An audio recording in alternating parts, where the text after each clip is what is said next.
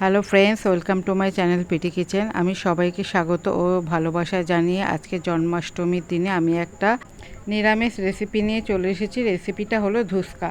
এই ধুস্কা তৈরি করতে আমি প্রথমে 1 কাপ চাল নিয়েছি। এটা সাধারণ চাল নিলেই হবে, আমরা যে ঘরে চাল খাই সেই চাল নিলেই হবে। আর হাফ কাপ আমি ছোলার ডাল নিয়েছি, আর 1/3 কাপ আমি বিউলির ডাল নিয়েছি। এটা উড়দ ডাল দিয়ে করলেও হবে, আমার কাছে বিউলির ডাল ছিল, আমি বিউলির ডাল দিয়ে এটা করে নিয়েছি। যাই হোক, এটা ভালোভাবে ধুয়ে নিতে হবে। আমি 2-3 বার করে ভালোভাবে ধুয়ে নিয়েছি। ধুয়ে নিয়ে আমি এটাকে পেস্ট করে নিয়েছি। এটাকে আমি একদম জলটা ঝরিয়ে নিয়েছি শুকনো করে। এরপরে আমি পেস্ট করছি। পেস্ট করতে করতে আমি এর সঙ্গে আমি দিয়ে দেবো কয়েকটা আদার টুকরো ও 3টে কাঁচা লঙ্কা দিয়েছি। আরও কাঁচা লঙ্কা আছে, ওগুলো পরে আমি দিয়ে দেবো। যাই হোক, আমার পেস্টটা মোটামুটি হয়ে গেছে। এই পেস্টটা যে আমি করেছি এটা ফার্মেন্ট হওয়ার জন্য আমি 2-3 ঘন্টা রেখে দিয়েছিলাম। যাই হোক, আমার ফার্মেন্ট ভালোভাবে হয়ে গেছে। এরপরে আমি দিয়ে দিয়েছি একটু হলুদ গুঁড়ো, লঙ্কা গুঁড়ো, এর মধ্যে জিরে গুঁড়ো, ধনে গুঁড়ো আর নুন আর মিষ্টি অল্প অল্প করে দিয়ে দিতে হবে। দিয়ে দিলে জিনিসটা কী হবে, খেতে স্বাদ হবে আর মশলারও একটা আলাদা রকম স্বাদ আসবে।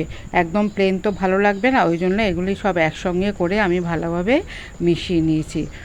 মিশিয়ে নেওয়ার পরে এটাকে আমি তেলে ভাজবো। এবারে আমি কড়াতে তেল দিয়ে দেবো। যাই হোক, এটা ভালোভাবে আমি মিশিয়ে নিলাম। মিশিয়ে নিতে নিতে আমি কড়াতে তেল দিয়ে দিয়েছি।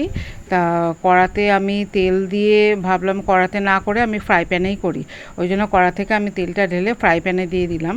ফ্রাই প্যানে দেওয়ার পর আমি দুটো দুটো করেই ভাজবো, কারণ বেশি আমি ভাজবো না, রিস্ক নিতে পারছি না বেশি করে দেওয়ার জন্য, ওই জন্য আমি দুটো দুটো করেই ভেজে নিচ্ছি।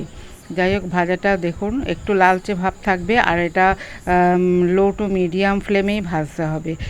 এটা হাই ফ্লেমে ভাজলে কি হবে, ভেতরটা কাঁচা থেকে যাবে আর ওপরটা তাড়াতাড়ি লাল হয়ে যাবে।